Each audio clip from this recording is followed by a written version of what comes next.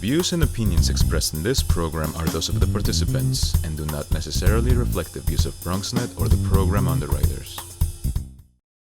Coming up on this edition of Perspectives, we go front and center as it is this time of the year again.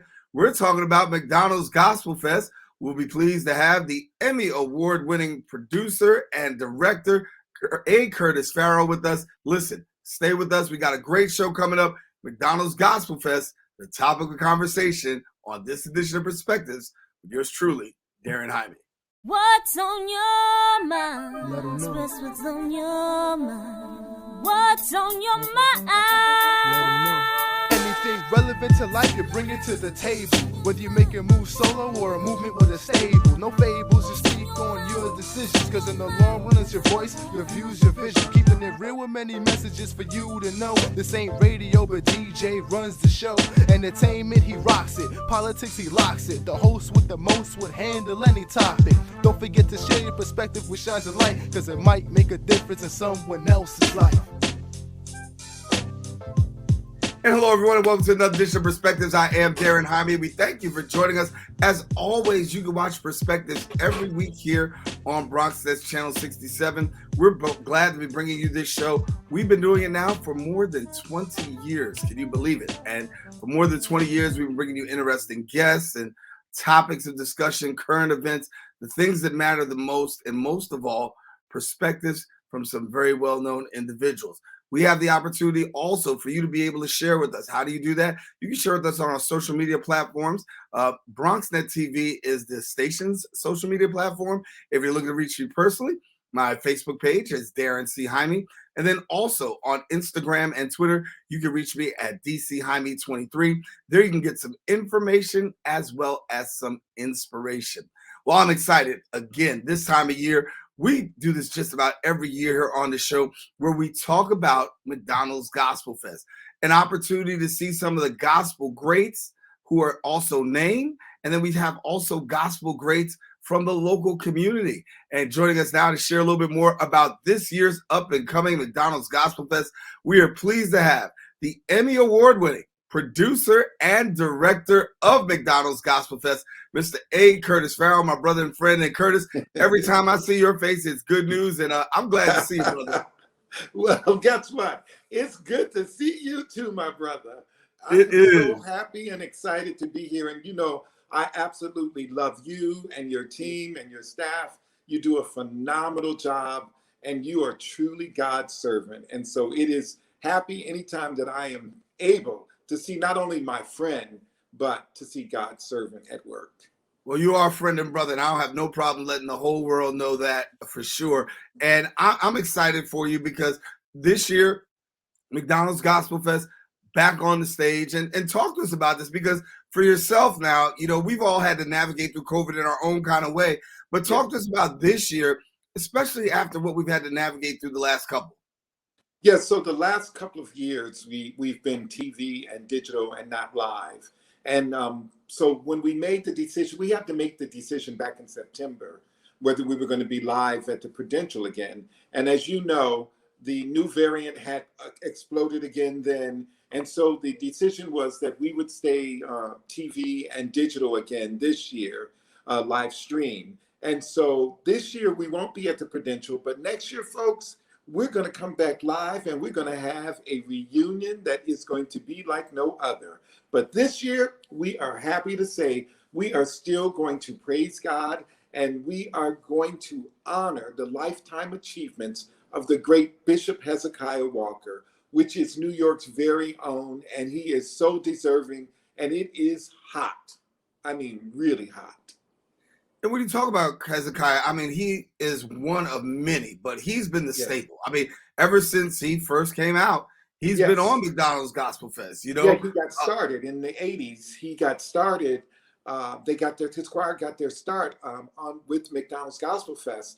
They didn't win, but it just goes to show you what they weren't picked as the number one choir, but they still had that exposure. So it just goes to show you that you don't necessarily have to come in number one to have to be a success. If you're doing God's work, do God's work, and God will, in time, work it out on your behalf. And what can we say? Bishop Walker has been a part of McDonald's Gospelfest. This is my 21st year, 22nd, sorry. This is my 22nd year producing McDonald's Gospelfest. And all 22 years, Bishop Walker has been a part of McDonald's Gospelfest. You know, it's a lot that you can say just in that all by itself. Here's a gentleman, he brings his choir on. They don't win, but yet and still he goes on to become, you know, Grammys and still today have great sustainability when a whole lot of other voices have faded away. He is still relevant. When you talk about choir, he is the GOAT. And now it's a big lesson in that. So just stick with it. It is. It really is. I mean, even if you think about Every Praise, which was his latest, you know, hit, and every church sings Every Praise. Yes. Every church, not only sometimes church, too much. Organization, everybody is singing Every Praise, right? And Every Praise was chosen as the #1 gospel Christian song for the decade, for this decade. So if you think about it, that is saying something. That's amazing. It is amazing.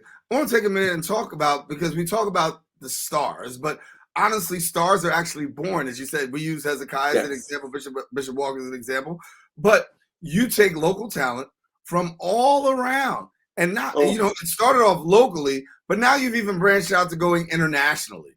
So when McDonald's first asked me to be producer, my dear friend Daren, when they asked me to be producer, one of the things I came in and I said to them, I said, we're never going to grow this by being exclusive.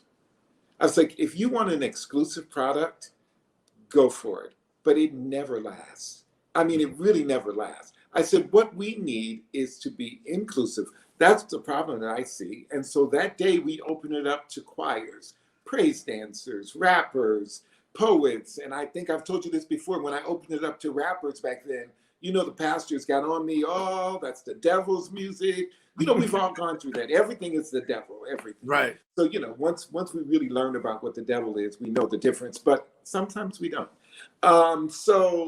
In saying that, you know, we opened the doors up to talent from all over, because God, you know, works in mysterious ways, and God's talents come in many, many, many forms. And it's just, it bothers me that the church can be so exclusive when we should be the most inclusive place there is. When you look at the carpenter, Jesus, when you look at his walk, right? He was the most inclusive. Multitudes would follow him. He never once said, go back. You know what I'm saying? Because he was inclusive. And so that's what we try to do. We try to make it be as inclusive as possible. And so talent from all over the country, not just New York, but from all over the country, all submit. This year they submitted their videotapes. They also auditioned online. And so we came up with a 9 out of the hundreds will be included on the TV show. Yeah. And for you, I know it's been a challenge to navigate going from actually the Prudential to doing it virtually. Yes. What's it been like for you trying to make this, you know, this pivot? All of us have had to pivot, but for you, as you know, this Emmy Award-winning producer and director, you're used to having it on stage. Now to take it from to another venue of just doing it virtually, what's it been like for you? It's really been one of those things that I will say to everyone. I think with for me, I'm a prayer guy. You know, I'm always praying. I'm a guy. I believe in the power of prayer, and for me, it really has done kind of a work on me. You know what I mean? I'm so used to being surrounded by people, like morning, noon, and night. You know, putting everything together around by people. But now with the virtual, it's not that at all. It's just me and virtually talking to people, putting things together. And so you're not surrounded by people. And so some parts of that, you're like, okay, God, I don't feel like when I'm surrounded by people, I feel it. And I know we got this. This is going to be great. You know, but when you're not surrounded by the people, you don't have that same feeling because you're only dealing with yourself. And it's hard when it's just, you know, virtual to see when you're putting something together, it's hard. But once it comes together, like I can tell you, like your producer, Curlew, and your team, they videotaped has in his music for us this year. So people want to make sure they watch the show. It's magnificent. But I can tell you that once the show comes all together, like when I've seen the show right now, and we're still editing a little bit, but when I feel the Holy Ghost, I feel that power, I feel that spirit that I miss in putting it together now virtually. I don't know why live. I think because live, every day I'm hearing somebody sing, every day live. I'm dealing with musicians live, and you know what I mean. So you're pumped, constantly getting that pump from the live exposure of just the Holy Spirit that people have within themselves. Whereas with virtual, it's a little different. So, but I'm learning, and I have to say, the young people that work with me and work around me, they're pushing me, and I can see right now that this is the future. This is the future, and so. That's why my assistant producer, Terry Gadson, who got promoted, he used to be associate producer, but he got promoted this year. He's the assistant producer, so I've been pushing Terry because soon A. Curtis Farrow is going to retire, and then it'll be Terry's baby to take it on to the next level. Wow, amazing. And and I have to say, that's something I want everybody to understand. I'm not saying I'm retiring this year. That's not what I'm saying. But I'm preparing Terry, because we don't do a good job of that. Succession planning is what it's called. We don't do a good job. I'm not going out like that. I want to successfully have Terry in the position that he is grounded, ready, and go. And guess what? I can come back here to Rio de Janeiro and kick it up and relax and only hear from Terry when there's a problem. It's a wonderful thing. And I got to give a special shout out to my producer, Curlew Burton, who you mentioned, him and his production team, who actually did the filming for Hezekiah's set. And so big shout out to Curlew and his team. Keep doing the great work. Curtis, we're going to turn you loose too. Part of the show this year. So it's amazing. Yeah. Well, I want to thank you because I know you got great work to do. You're in Rio de Janeiro coming to us. And thank you for taking the time for being with us. And my brother, looking forward to McDonald's Gospelfest. Thank you. Thank you for being with us here again. Another year. Another year. And let me just say this before I leave. I love you, my brother. Thank you. You are truly God's child. You're God's angel. You're God's servant. And God has anointed you beyond. So keep leaning into your anointing and doing a great work. And I thank you so much from the bottom of my heart. No, thank you, brother. We look forward to continuing to work with you. A. Curtis Farrow, the Emmy award-winning producer and director of McDonald's Gospelfest, who's been with us here on Perspectives. Now, I want you to stay with us because coming up after the break, the young man that he spoke about, Terry, is going to join us. Terry Gadson will be with us and sharing a little bit more about what we can expect at McDonald's Gospelfest and how he feels about the elevation and the responsibility. We'll talk about that with more. Hallelujah. When we return.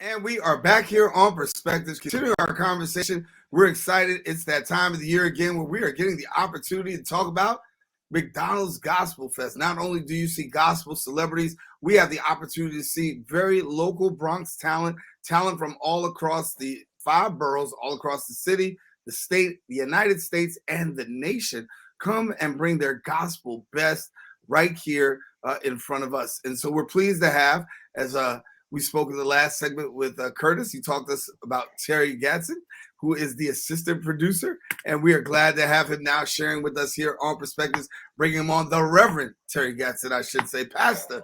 We want to make sure we give all titles and all honor where honors due. So, Pastor Gadson, good to see you, man, and good to have you here on the show. Good morning. Good morning. And as always, it's a blessing and an honor to be in your presence. It's a blessing to see you once again. It's good to see you too, brother. And talk to me about this here, because as Curtis talked about, this year's a little bit more different. We're going to see it virtual again, but yet and still, you got the headliner, which is going to be giving honor to Bishop Hezekiah Walker. But tell us about what else we could actually expect from McDonald's Gospelfest this year. Well, this year, the show will actually be geared around the lifetime achievements of Bishop Hezekiah Walker. But as you know, Bishop Hezekiah Walker always comes with a few surprises. So this year, he will not be by himself, but Bishop Walker has also invited a few friends. And one of those friends is the legendary Daren Clark Cole from the legendary Clark sisters, as well as another guest that he brought along with him is Anthony Brown of Anthony Brown and Group Therapy. So we're extremely excited about what you all are going to experience because we actually, when we were in studio recording, the Spirit of the Lord fell in the place. And then even going back over some of the footage as we're editing, you can still feel the Spirit exuding even virtually. So we're excited about what our show is going to do this year. Mother's Day is going to happen on Mother's Day, May 8th. And we're excited about what's going to happen. It's got to be a great feeling to see it actually come to fruition on May the 8th. But talk to us about how long it's been in the works. I mean, Curtis talks about, listen, September you had to make the decision to go virtual, but for you, this is a year-round production. Yes, this is a year-round production. That's what many don't know.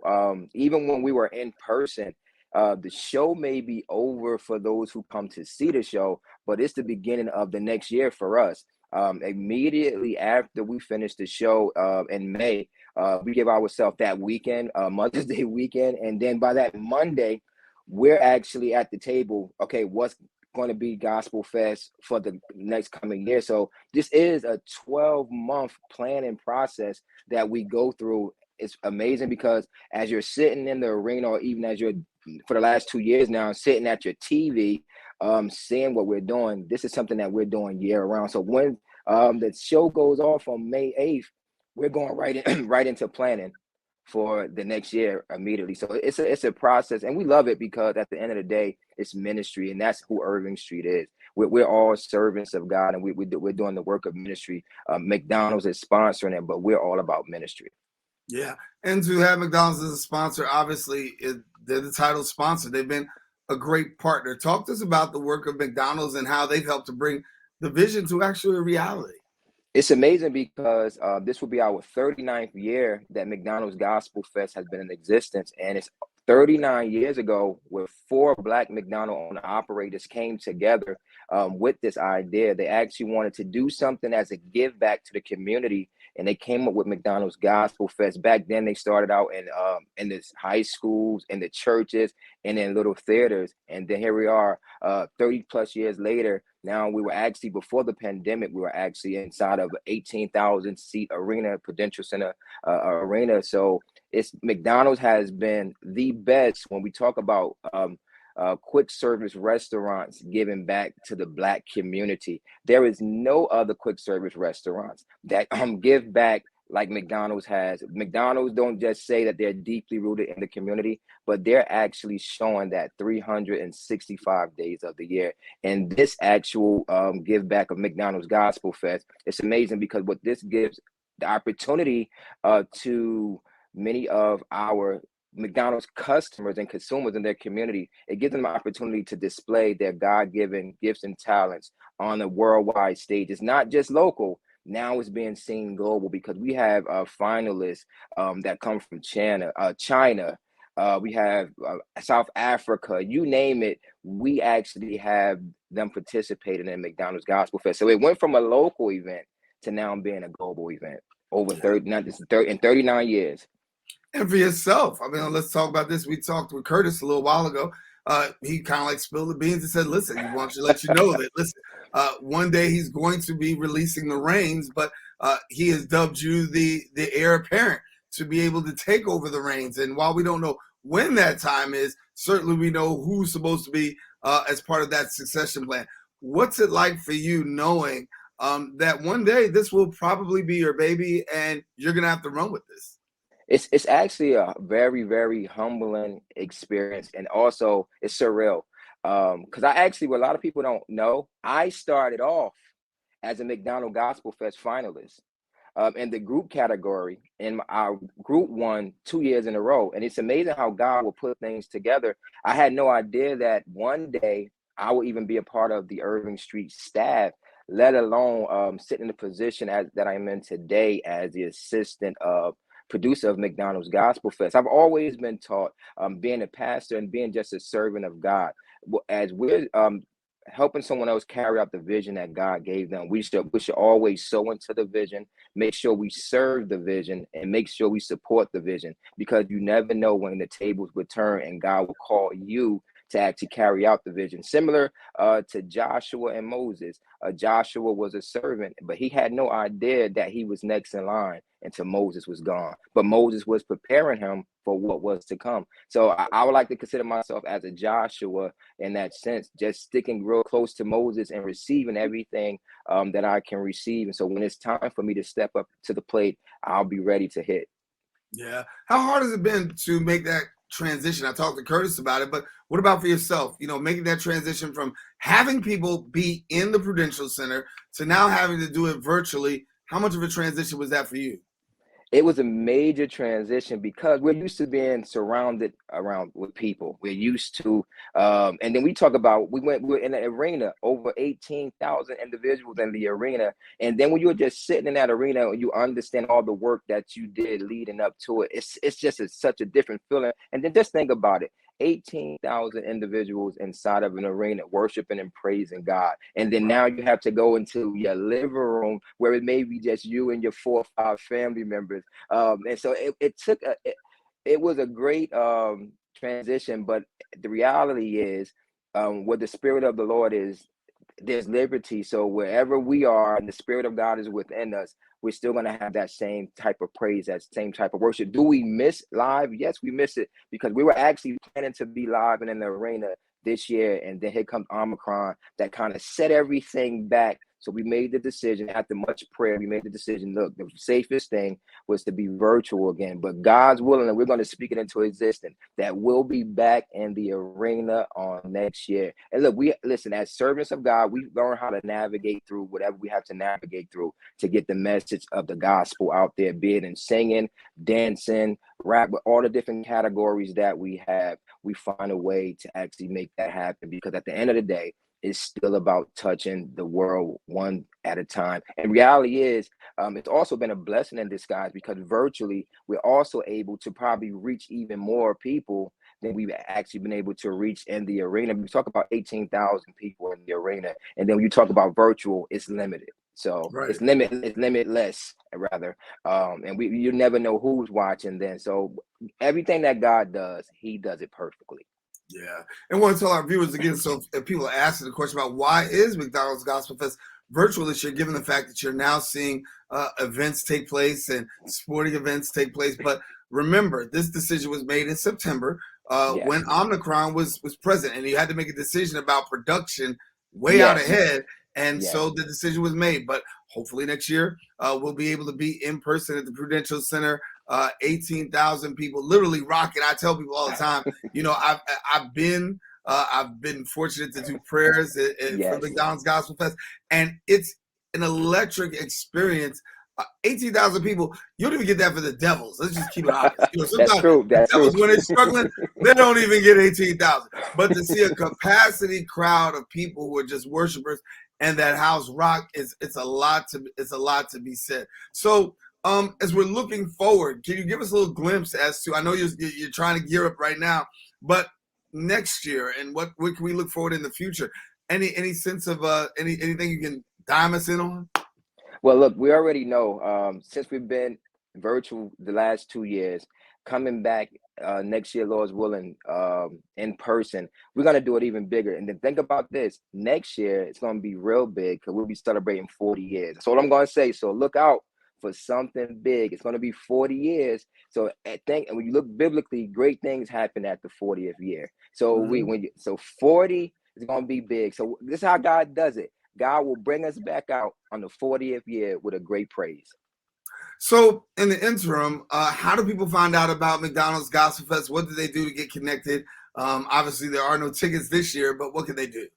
Well, this year we're actually going to be on Fox 5, Mother's Day at 6:30 p.m. Fox 5, 6:30 p.m. that evening, and then from 7 to 7:30, we're going to move from Fox 5 to fox5ny.com.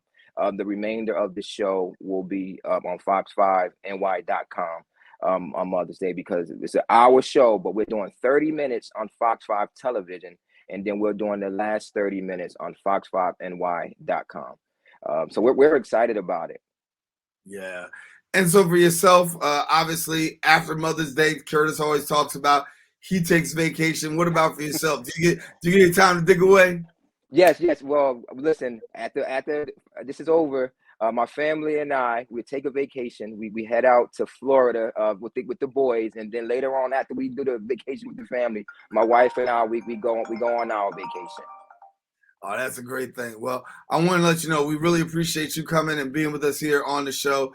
We're looking forward to McDonald's Gospelfest virtually as they celebrate Bishop Hezekiah Walker. As we said, the story, he who once was a contestant now becomes the greatest, the GOAT of choir music. Yes. Then we got the Reverend Terry Gadson. He starts out, in the group category. Now he's really in the group leading as the assistant producer of McDonald's Gospelfest.